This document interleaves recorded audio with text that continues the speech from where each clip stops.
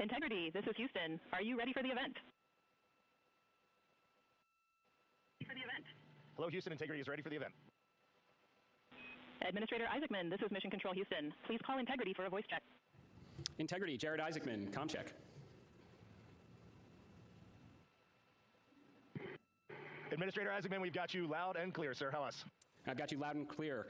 Artemis II crew, we have a very special guest who wanted to be the first person to greet you after your return from the far side of the moon. Reed, Victor, Christina, and Jeremy, it's my honor to introduce the President of the United States of America, President Donald J. Trump. Over to you, sir. Well, thank you very much, Jared, and you are doing a fantastic job. And hello, very special hello to Artemis II. Today you've made history and made all America really proud, incredibly proud. We have a lot of things to be proud of lately, but this is there's nothing like what you're doing, circling around the moon for the first time in more than a half a century and breaking the all-time record for the farthest distance from planet Earth. Humans have really never seen anything quite like what you're doing in a manned spacecraft. It's really special. I want to personally salute and congratulate Commander Reed Weissman, Pilot Victor Glover, Mission Specialist Christina Koch, and Jeremy Hansen.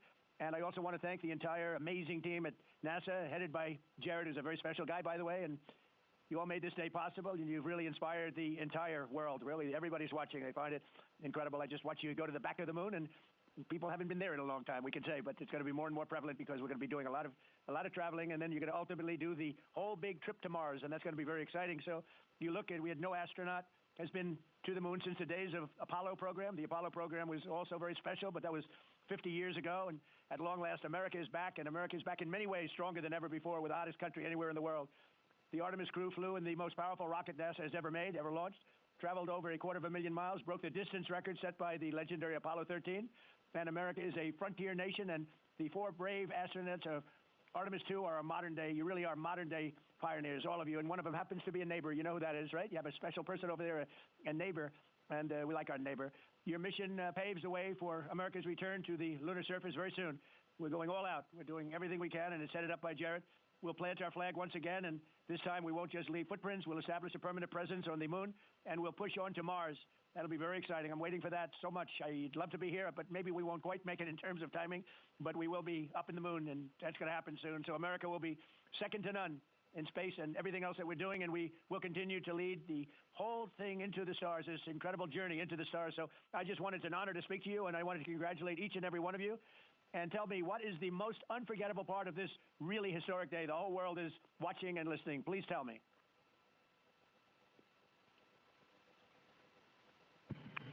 President, this call is certainly special to all of us, and we really have a lot of faith in our Administrator Jared Isaacman, who is with you. We appreciate his leadership in NASA and in the international community. We are doing great things, and we are proud to be a part of.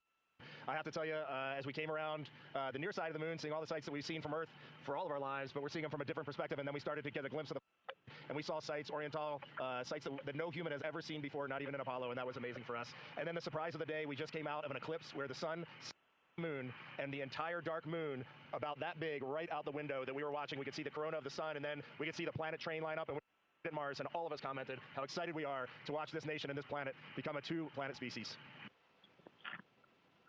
That is fantastic. You know, I had a decision to make in my first term, and the decision is, what are we going to do at NASA? Are we going to have it be revived, or are we going to close it down? And I had very little hesitation, and it's really great to have somebody like Jared involved because he really makes it much easier for me. But it was not even a question in my own mind. We've spent what we had to do, and then of course we have Space Force, and Space Force is very much related to what you're doing, and that was my baby. That was a very important one, and it'll turn out to be truly one of the most important, I believe, decisions I've ever made. So we're very proud of Space Force, and we're very proud of all of you. Does anybody else have anything to say? A lot of people listening.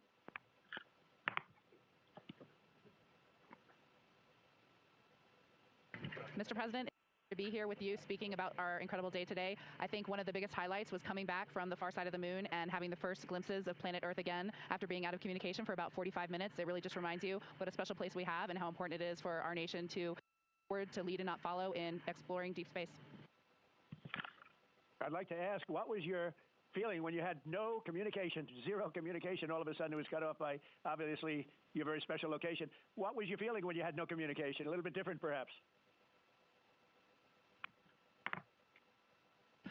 Yes, Mr. President, it was I said a little prayer, but then I had to keep rolling. I was actually recording scientific observations of the far side of the moon. You know, that is actually the time when we were the farthest and the closest to the moon. And so we were really able to make some of our most detailed observations of the far side of the moon up close. And so we were busy up here working really hard. And I must say, it was actually quite nice. Did you see a difference, a big difference between the far side of the moon and the near side of the moon? Was there a difference in feel or difference in look? What did you see?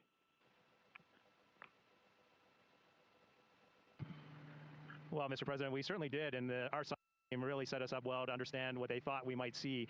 And the gravitational pull of the Earth has had a profound effect on the near side of the moon, changing all those dark mares, those dark patches of the moon you see from Earth. It's very different on the far side. While you see some small patches of those mare in deep craters, it's very much absent on that side, so that's really neat. And while I have the microphone, sir, I just want to thank you on behalf of Canada. The space leadership you spoke of from America truly is extraordinary. I've said this many times before. A nation that leads like that and creates and sets big goals for humanity that brings other countries along with it is truly incredible. And I know that's a very intentional, not a necessary decision, intentional decision to lead by example and to allow other countries like Canada to share our gifts and help you achieve these mutually beneficial goals, like establishing a presence on the moon and eventually going to Mars. And Canadians are so proud to be a part of this program. Well, I have to say I spoke to a very special person, Wayne Gretzky, who I think you know, the great one. And I spoke to your Prime Minister and many other friends I have in Canada. They are so proud of you. And you have a lot of courage. I'm not sure if they'd want to do that. I'm not even sure if the great one would want to do that, to be honest with you. But you have a lot of courage doing what you're doing, a lot of bravery and a lot of genius. But they're very, very proud of you.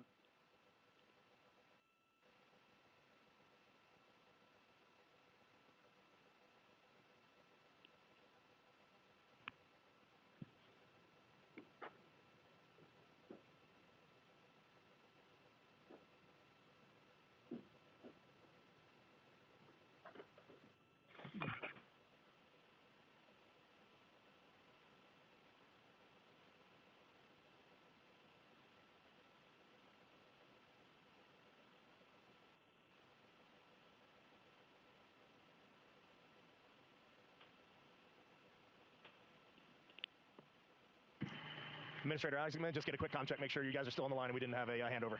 I am. Yes, I am. And integrity, and back over to you, Mr. President. Yeah, I think we might have gotten cut off. It is a long distance. It's a long ways. The reception's been great. There's a little bit of about a 9-second delay, but no, I just had a statement for, I don't know what you heard, but I was just saying they're very proud of your brilliant person from Canada on the ship. And Wayne Gretzky is a great friend of mine, and he's very proud of him. And the Prime Minister I spoke to, they're very, very honored that you have a courageous person from Canada. You have a lot of courageous people from Canada, so it was very nice. I'm not sure if you heard me say that, but it was very nice. Yes, Mr. President, we heard that, and we do love our Jeremy Hansen. We love all our Canadian astronauts, Jenny Gibbons, Josh Gutrick. They're just great people, and they're such a welcome addition to our Corps. Great. Well, I really look forward to, when we can, I look forward to seeing you in the Oval Office. I'll ask Jared to bring you over, and I'll ask for your autograph, because I don't really ask for autographs much, but you deserve that. You really are something. Everybody's talking about this. And I look forward to having you in the Oval Office at the White House, and we will celebrate your incredible achievements and triumphs. This is big. This is really big stuff. The whole world is talking about it. And if you have the time, I will certainly find the time. I've been pretty busy also, as you know, but I will absolutely find the time, and we'll get together, and I'm going to be giving you a big salute on behalf of the American people and beyond that.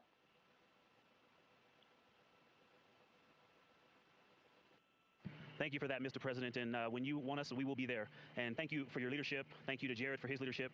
Really, thank you for taking the time out today to visit NASA. It's really special for us, but it's really special for the team on the ground.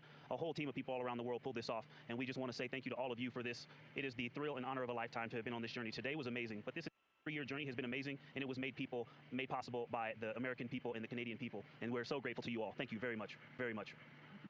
Well, thank you very much. And Jared, congratulations. We'll see you soon. And I know that you have Mars very much in your mind, so we'll start thinking about that pretty soon, I think. And thank you. Congratulations to everybody. I'll see you at the Oval Office. Thank you for your time, Mr. President. It's been an honor. Thank you very much. Bye. Bye.